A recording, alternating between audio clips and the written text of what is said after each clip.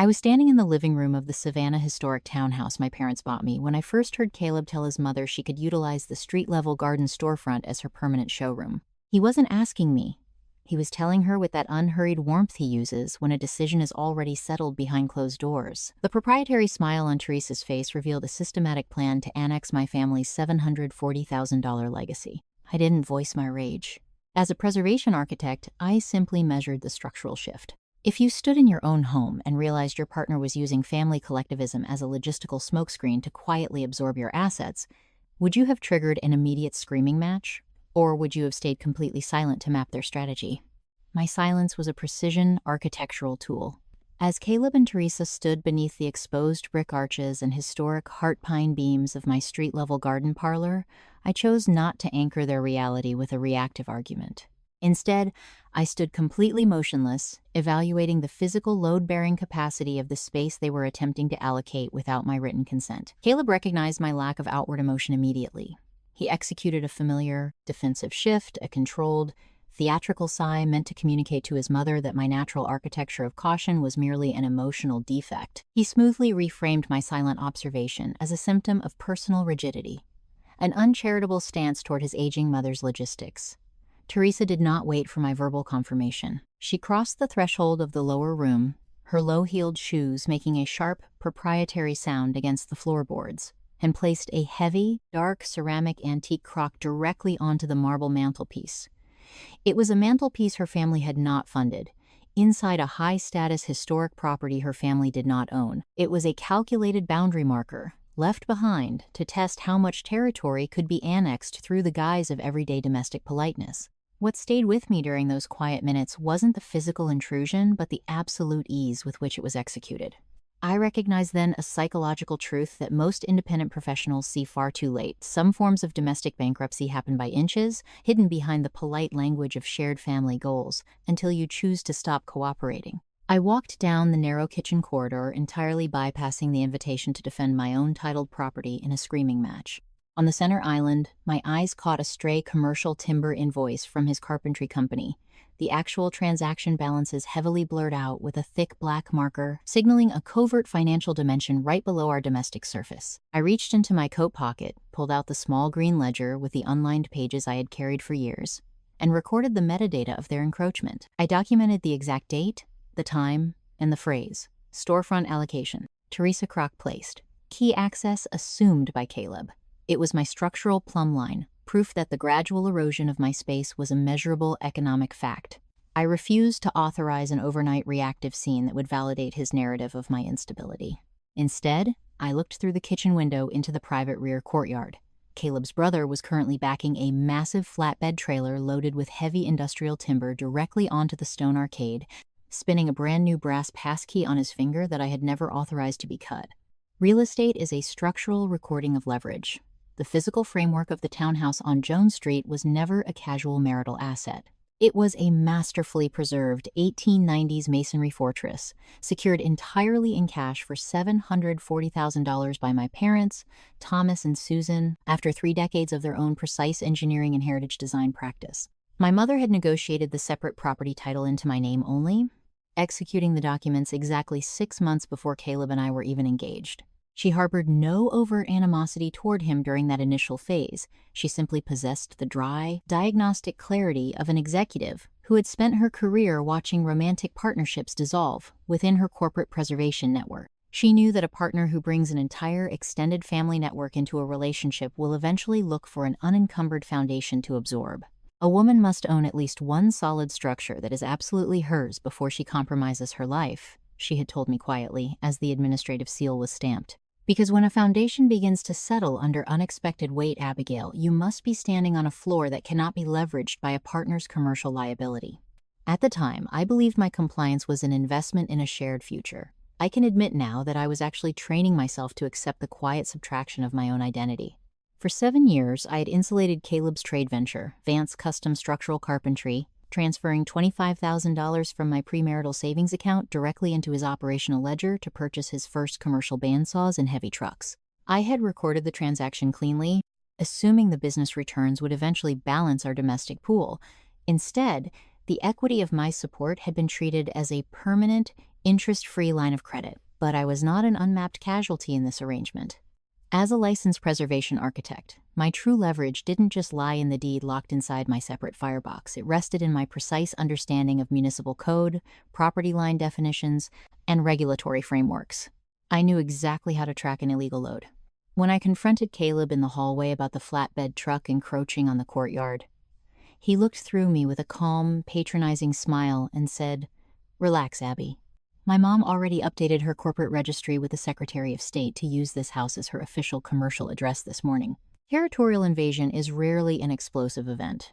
It happens by quiet, systematic increments, cloaked in the administrative language of convenience. Within 48 hours, Teresa's antique restoration inventory was fully unpacked inside the street-level garden storefront, entirely bypassing my lack of a signature. Caleb escalated his psychological tactics, informing me with clinical precision that my insistence on regulatory boundaries was actively endangering his mother's fragile cardiovascular health. He claimed my coldness was ruining their family's standing among Savannah's local artisan network, transforming an unauthorized commercial occupation into a weaponized moral failing on my part. Teresa treated the townhouse with a quiet, devastating sense of total ownership. She realigned the kitchen pantry shelves according to her own domestic preferences and utilized my professional architectural drafting desk to stack the unchecked billing ledgers of her unapproved craft business.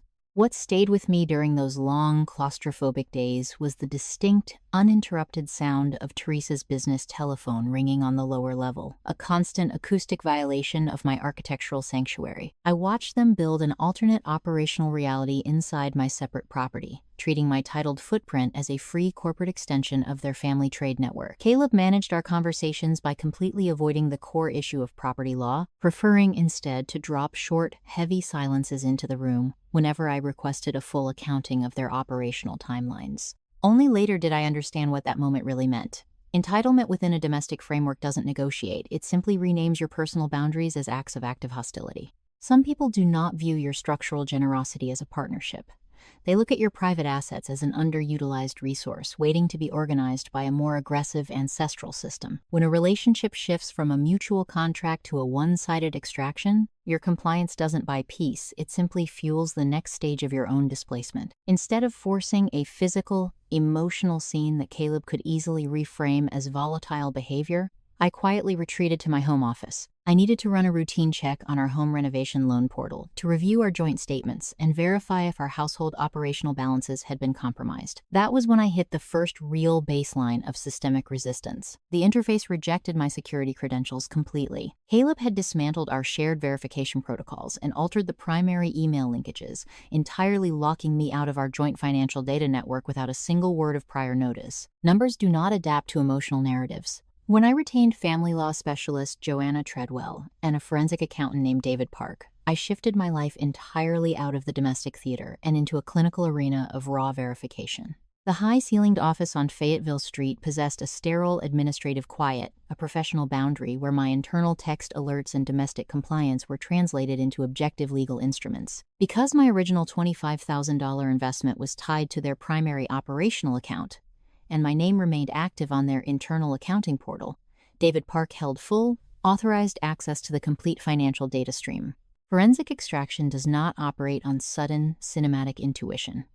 It requires the unhurried cross-referencing of bank database logs, client invoice records, and materials supplier receipts. For 10 days, David methodically mapped the systemic variance between what Caleb told me and what his business actually cleared, looking for the precise points where the family cash flow had been diverted. The resulting ledger exposed a highly organized architecture of corporate camouflage. Caleb's carpentry business had generated $480,000 in actual client revenue over the previous fiscal cycle. Yet, on the joint marital tax returns he brought home for my signature, he had reported a net income of only $140,000. The missing $340,000 in cash-in-hand residential restoration contracts had been systematically routed into a hidden commercial savings account, currently holding $86,000 in $340,000. Liquid capital. My name was entirely absent from that account registry. His mother, Teresa, was listed as the primary corporate cosigner. Corporate ledger tracing proves that financial concealment is rarely a sudden impulse. It is an organized layout of strategy, constructed by a partner who assumes your salary is a permanent endowment to fund their separate family shield. The quiet hum of the laser printer in that room is what stays with me, a rhythmic counting of facts finally replacing years of unverified promises. I can admit now that sitting in that quiet, climate-controlled office brought a structural relief I hadn't felt in 7 years.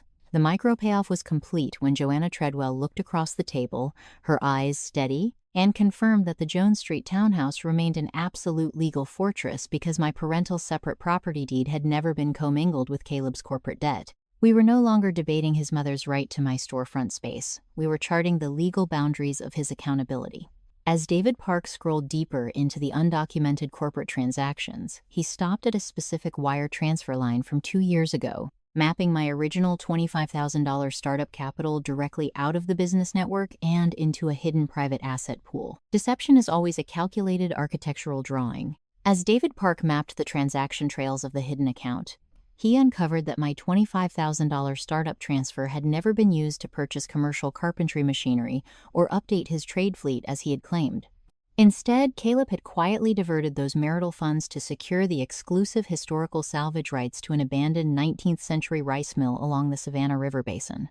It was a pristine cache of old-growth, virgin heart pine timber worth hundreds of thousands of dollars on the premium architectural preservation market. Crucially, the legal bill of sale and the commercial salvage registry were recorded entirely under his mother's name, Teresa, effectively using her old insider connections at the municipal office to secure the rights privately before they ever hit the public auction block. Years later, that specific detail still feels sharper than the rest of the financial betrayal. I understood then a hidden psychological truth that few people care to admit aloud. A manipulative partner does not occupy your separate space out of family affection or raw financial need.